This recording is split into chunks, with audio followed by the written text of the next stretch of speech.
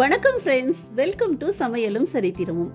இன்னைக்கு நம்ம வீடியோல இந்த வருஷ கிறிஸ்மஸ்க்காக முட்டை சேர்க்காம கிறிஸ்மஸ் கேக் செய்ய போறோங்க. அத்தோட பிரபலங்கள் வாழ்க்கையிலும் நகைச்சுவை, சமயோஜிதம் இதெல்லாம் இருக்கு அப்படின்றத ஒரு சில தகவல்கள் மூலமா பார்க்கலாம். வாங்க வீடியோக்குள்ள போலாம்.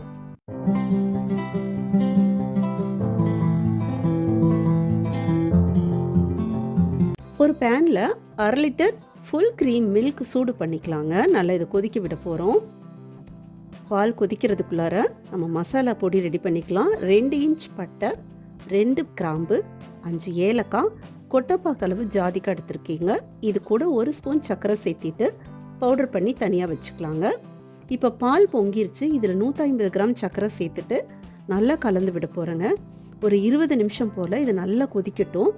கொதிச்சு நல்ல பால் சுண்டி வரட்டுங்க. கிட்டத்தட்ட ஒரு கண்டென்ஸ்டு மில்க் மாதிரி இது வரணும். 20 நிமிஷம் நல்லா கிளறி விட்டு அப்படியே கொதிக்க வச்சுக்கலாங்க. அதுக்கப்புறம் இறக்கி இதை ஆற வச்சுக்குவோம். அடுத்து ஒரு பேனில் 100 கிராம் அளவுக்கு வெல்லம் பொடிச்சது கொஞ்சமாக தண்ணி சேர்த்துட்டு கொதிக்க விட போகிறோங்க. இது நல்லா கெட்டியான ஒரு பாகாகிற வரைக்கும் இதை நல்லா நம்ம கொதிக்க விட்டுக்கலாங்க. இது கூட 100 கிராம் அளவுக்கு வெண்ணெய் சேர்த்துக்கலாங்க. வெண்ணெயை இதில் சேர்த்துட்டு வெண்ணெய் நல்லா உருகிற வரைக்கும் இதை சூடு பண்ணிக்க போகிறோம். வெண்ணெயெல்லாம் நல்லா உருகிற வரைக்கும் இதை அப்படியே கொதிக்க வச்சுக்கலாங்க. அப்புறமா நம்ம பட்டை கிராம்பெல்லாம் அரைச்சோம் இல்லைங்களா, அந்த பொடியை வந்துட்டு கடைசியில் சேர்த்துட்டு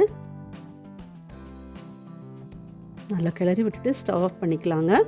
இது ஓரளவுக்கு வெதுவெதுப்பான ஹீட் இருக்கிற போது ஒரு பவுலில் சேர்த்துக்கலாம்.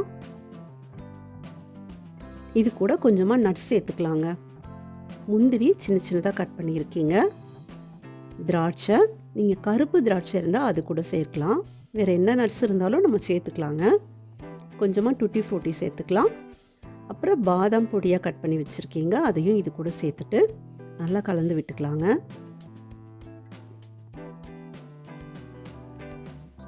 நல்லா மிக்ஸ் பண்ணிவிட்டு மைதா 200 கிராம் எடுத்திருக்கீங்க, அதை கொஞ்சம் கொஞ்சமாக சேர்த்துட்டு நல்லா கலந்து விட்டுக்கலாம்.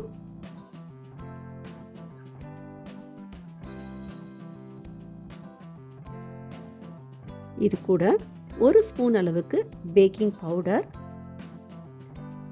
1/2 ஸ்பூன் அளவுக்கு பேக்கிங் சோடா சேர்த்துக்கலாங்க. சேர்த்துட்டு நல்லா கலந்துக்கலாம். நம்ம மாவை கொஞ்சம் கொஞ்சமாக கொட்டி கொட்டி நல்லா கலந்துக்கலாங்க. ஃபஸ்ட்டு பார்த்திங்கன்னா மாவு டைட்டாக இருக்கிற மாதிரி தான் இருக்கும். நல்லா கலந்து விட்டுட்டு நம்ம பால் சுண்டை காய்ச்சி வச்சுருக்கோங்க இல்லைங்களா, அந்த பாலை கொஞ்சம் கொஞ்சமாக இதில் சேர்த்துட்டு கட்டி இல்லாமல் நல்லா கலந்து விட்டுக்கணுங்க. 1 ஸ்பூன் அளவுக்கு வெனிலா எசன்ஸ் சேர்த்துக்கலாங்க. நார்மலாக இது மாதிரி கிறிஸ்மஸ் கேக்கு, ப்ளம் கேக்கெல்லாம் செய்யும் போது கிரேப் ஜூஸ் யூஸ் பண்ணுவாங்க. ஆனால் நான் இன்றைக்கி திராட்சை ஜூஸ் யூஸ் பண்ணாமல் ஆரஞ்சு ஜூஸ் எடுத்திருக்கீங்க. ஒரு முழு ஆரஞ்சை ஜூஸ் எடுத்திருக்கேன். அதை கொஞ்சம் கொஞ்சமாக சேர்த்துட்டு நல்லா கலந்து விட போகிறோம்.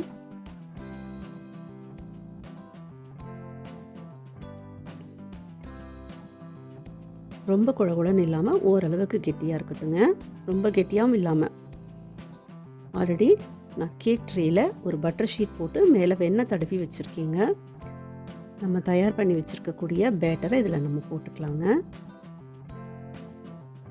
இதுக்கு முன்னாடியே நான் பேன் சூடு பண்ணிட்டேன். ப்ரெஷர் பேன் சூடாகிட்டு இருக்குது. அடியில் ஒரு ஸ்டாண்ட் வச்சுருக்கீங்க. இதில் நம்ம கேக் ட்ரே வச்சுட்டு மூடி வச்சுக்கலாம். மூடியில் கேஸ்கட் மட்டும் போட்டுக்கலாங்க, வெயிட் போட வேண்டாம். ஸ்டவ்வை சிம்மில் வச்சுட்டு 40லேருந்து 50 நிமிஷம் நம்ம வெயிட் பண்ணி பார்க்கலாங்க. ஒரு கத்தியில் அப்படி குத்தி பார்த்தோம்னா ஒட்டாமல் வருது. கேக் நல்லா வெந்துருச்சுங்க.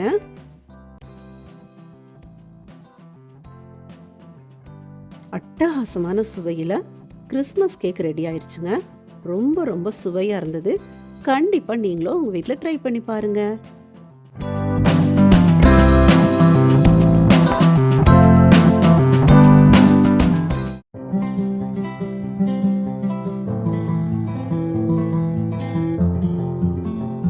சிரித்து வாழ வேண்டும், பிறர் சிரிக்க வாழ்ந்திடாதே அப்படின்னு சொல்லுது சினிமா பாட்டு. மனிதனை விலங்குகிட்ட இருந்து வேறுபடுத்தி காட்டுறதே சிரிப்பும் நகைச்சுவை உணர்வும் தாங்க. அந்த சிரிப்பிலையும் பல விதங்கள் இருக்குது அப்படின்றதையும் நம்ம சினிமா பாட்டில் கேட்டிருக்கோம். எது எப்படியோ, டென்ஷனும் கோபமும் கவலைகளும் அதிகம் நிறைஞ்ச மனித வாழ்க்கையில் மனம் விட்டு சிரிக்க நகைச்சுவை ரொம்ப அவசியங்க. சில பேர்கிட்ட பேசினா அவங்க புலம்புறதும் வளவளக்கிறதும் நம்ம சூழ்நிலையவே ரொம்ப இறுக்கமாக்கிருங்க. எப்படா இவங்க கிட்ட இருந்து எஸ்கேப் ஆகும்னு நினைக்க தோணிரும். ஆனால் ஒரு சிலர் இயல்பாகவே கலகலப்பாக பேசக்கூடியவங்களாகவும் இருப்பாங்க. அவங்க கிட்ட பேசுகிற போது வாய் விட்டு சிரிக்க முடியறதோட மனசும் லேசாகுங்க. அதுக்காக எந்நேரமும் கலகலப்பாக பேசிகிட்டே இருக்க முடியாதனாலும் சரியான டைமிங்கில் பேசுகிற வார்த்தை ஜாலம் வாய் விட்டு சிரிக்கவும் வைக்கும். முக்கிய தலைவர்கள் சிலரோட வாழ்க்கையிலும் அது நடந்திருக்குங்க. அப்படிதான் ஒரு சமயம் ஒளி வீச்சு சம்பந்தமான வழக்கு ஒன்று நெல்லை நீதிமன்றத்தில் நடந்துட்டு இருந்திருக்கு. சாட்சியம் அளிக்கிறதுக்காக மறைந்த முன்னாள் முதலமைச்சர் கலைஞர் அவர்கள் வந்திருக்காங்க. விசாரணை ஆரம்பமானுச்சு. வழக்கறிஞர் கலைஞர்கிட்ட கேட்குறாரு, நீங்கள் இந்த கருப்பு கண்ணாடியை எத்தனை வருஷமா போட்டிருக்கீங்க? கலைஞர் 10 ஆண்டுகளாக அப்படின்னு சொல்லியிருக்காரு. வழக்கறிஞர் ஒரு புத்தகத்தை 10 அடி தூரத்திலிருந்து காட்டி, இந்த புத்தகத்தோட பேர் தெரியுதா அப்படின்னு கேட்டிருக்காரு. கலைஞரும் சாவி அப்படின்னு பதில் சொல்லியிருக்காங்க. சாவின்ற எழுத்துக்கு கீழே என்ன இருக்குதுன்னு படிக்க முடியுதா அப்படின்னு அவர் வழக்கறிஞர் கேட்டிருக்காருங்க. கலைஞர் சொல்லியிருக்காரு, புத்தகத்தை அங்கேயே வச்சுட்டு என் பக்கத்தில் வந்து நின்று பாருங்க, உங்களுக்கு தெரியுதான்னு பாருங்க, ஏன்னா உங்களுக்கே தெரியாது அப்படின்னு சொல்லியிருக்காரு. வழக்கறிஞர் மறுபடியும் புத்தகத்தை காட்டிட்டு இதனோட அட்டையில் என்ன படம் இருக்குது அப்படின்னு கேட்டிருக்காரு. கலைஞரும் பொறுமையா ரோஜா மலர் இருக்குது அப்படின்னு பதில் சொல்லியிருக்காரு. மறுபடியும் வழக்கறிஞர், இந்த அட்டையில் வேற என்னெல்லாம் இருக்கு அப்படின்னு கேட்டிருக்காரு. கலைஞர் உடனே, நான் நீதிமன்றத்துக்கு வந்திருக்கிறேன்னா அல்லது கண் மருத்துவமனைக்கு வந்திருக்கேனா அப்படின்னு கேட்க நீதிமன்றமே சிரிப்பலையில் அதிர்ந்ததாம். ரொம்ப நேரம் நீதிபதி தன்னை மறந்து சிரிச்சுக்கிட்டே இருந்ததுனால அடுத்த சாட்சியை அழைக்க அவர் மறந்தே போனார் அப்படின்றது சிறப்பு செய்திங்க. அதே போல தமிழ் ஹீரோக்கள்ல கொழு கொழு நடிகர் யாருன்னு கேட்டா டக்குன்னு இளைய திலகம் பிரபுன்னு நம்ம சொல்லிடுவோம். நடிகர் பிரபு நடிக்க வந்த புதுசுலையும் ரொம்ப குண்டாதாங்க இருந்திருக்காரு. ஒரு சமயம் ஒரு பேட்டியில நடிகர் திலகம் சிவாஜி கணேசன் கிட்ட நிருபர் கேட்டிருக்காரு, உங்க மகன் பிரபு உடம்பை இழைக்கிறதுக்கு ஏதாவது அட்வைஸ் பண்ணிருக்கீங்களா அப்படின்ட்டு. சிவாஜியும், ஆமாப்பா, குதிரை சவாரி செஞ்சா உடம்பு இழைக்கும்னு சொன்னாங்க, அதுக்காக அவரை நாங்க அதை செய்ய சொல்லியிருக்கோம் அப்படின்னு சொன்னாராம். சவாரி செஞ்சாரான்னு நிருபர் கேட்க, செஞ்சாரு அப்படின்னு சிவாஜி பதில் சொல்லியிருக்காரு. ஆனாலும் இன்னும் ஏன் இழைக்காம இருக்காரு அப்படின்னு நிருபர் கேட்க, அவரு இழக்கலப்பா, ஆனா குதிரை இழைச்சிருச்சு அப்படின்னு சிவாஜி கணேசன் சொல்லி சிரிச்சாராம். இந்த பதில தான் டூயட் படத்துல வர்ற குண்டான உடம்பிழைக்க குதிரை சவாரி செஞ்சா குதிரை தான் இழைச்சி போச்சான் சொன்னாங்க வீட்டில் அப்படின்னு வைரமுத்து ஒரு பாடலாவே போட்டுட்டாருங்க. இது மாதிரி நம்ம வாழ்க்கையில நடக்கிற நகைச்சுவை சமயோஜிதம் இதுதாங்க வாழ்க்கைய சுவாரஸ்யமா கொண்டு போகுங்க. மன மகிழ்ச்சியோட சந்தோஷமா இந்த வருஷ கிறிஸ்மஸை உங்களோட சொந்தங்களோடும் ஃப்ரெண்ட்ஸுகளோடும் நல்லா கொண்டாடுங்க. எல்லாருக்கும் இனிய கிறிஸ்மஸ் தின வாழ்த்துக்கள். இந்த வீடியோ உங்களுக்கு பிடிச்சிருந்தா லைக் பண்ணுங்க. நம்ம வீடியோக்களை தொடர்ந்து பார்க்க சப்ஸ்கிரைப் பண்ணுங்க. உங்களுக்கு பிடிச்சவங்களோட ஷேர் பண்ணுங்க. நன்றி.